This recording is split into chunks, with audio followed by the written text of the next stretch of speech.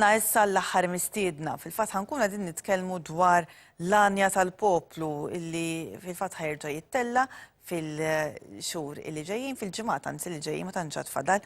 U flimkien miegħi l fl-istudio għandi lil Josephine Ebejjer Grek li ser tkun qed tkellimna f'aktar dettall dwar l-edizzjoni ta' din is-sena. L-odwa tajba lilek, Josephine, kif L-odwa tajba lilek u l-telespettaturi kollha. Mela, edizzjoni oħra ta' dan il-konkors. L-40 edizzjoni.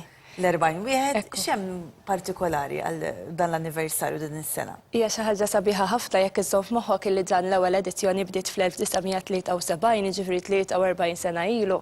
Kien hemm xi snin fejn ma sarx, però mbagħad kien hemm snin oħra fejn mhux tal-li sar il-festival, tal-li sar ukoll festival ieħor għal etajiet ta' taħt is-16-il sena għaliex il-festival per se l-Anja tal-Poplu dejjem kien intenzjonat għal nies ta' il fuq minn 16-il sena, però il-fatt illi baqa' sejjer għal dawn is-snin kollha sena wara sena jfisser li hija xi ħaġa sabiħa li tiċċelebra u dejjem l-għanijiet tal-festival dejjem kienu li niċċelebraw il-kompożituri, l-awturi u l-kantanti Maltin għaliex dawn jagħmlu ħafna u ħafna xogħol u kif nafu hawnhekk aħna il-Maltin ikun hemm bżonn ta' impenn ikbar minn forsi li kieku tikkompara kantanti jew awturi jew kompożituri barranin. Mela, il-fażi fejn wieħed jintażel u jiġu shortlisted il-kantanti għaddiet u xekk. Ekku. Din is-sena kemm kellkom sottomissjonijiet? 144 u dan huwa xi ħaġa sabiħa wkoll għax turi l-interess allura tal-parteċipanti. U dawn kollha jkunu kanzunetti u xekk b'tema iktar soċjali.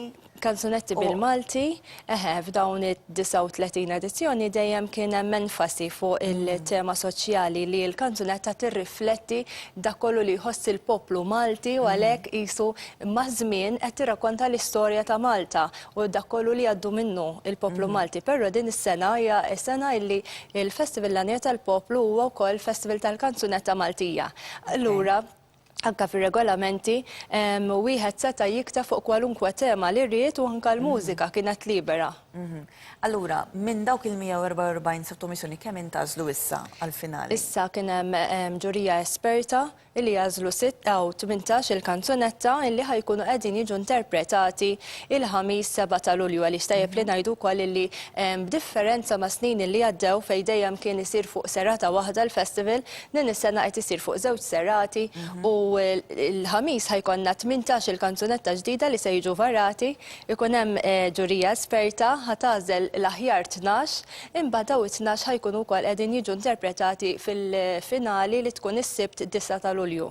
Qed naraw il-kantanta Rebbeħa tas-sen li għaddiet. Ekku hekk Muscat. Kienet anke magħna hawnhekk. Rebħet bil-kanzunetta Ġismi.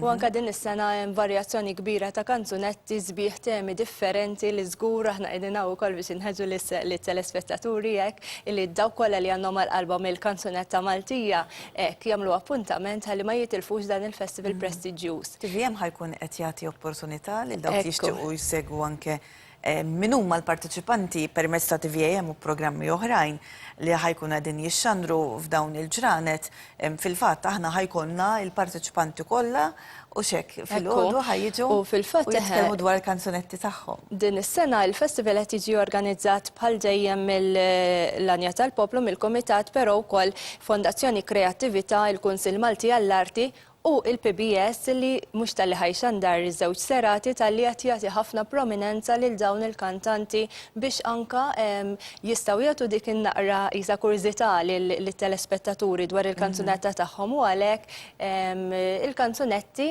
ovvjament nisperaw jibqgħu.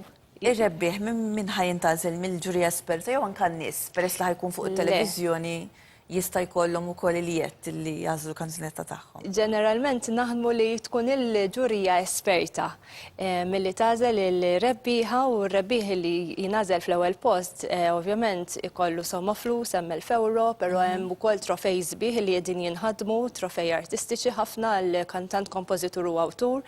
Għandna mbagħad 600 euro għat-tieni post, 400 euro għat-tielet post, għandna wkoll premju speċjali li dejjem hekk l-Anja tal-Poplu taħdem fuqu. Il-premju tal-kantawtur li dak jieħu 500 euro u mbagħad ikun hemm trofej oħra għall-aħjar interpretazzjoni u l-aħjar ukoll talent żagħżugħ biex dejjem nippromuovu talenti ġodda.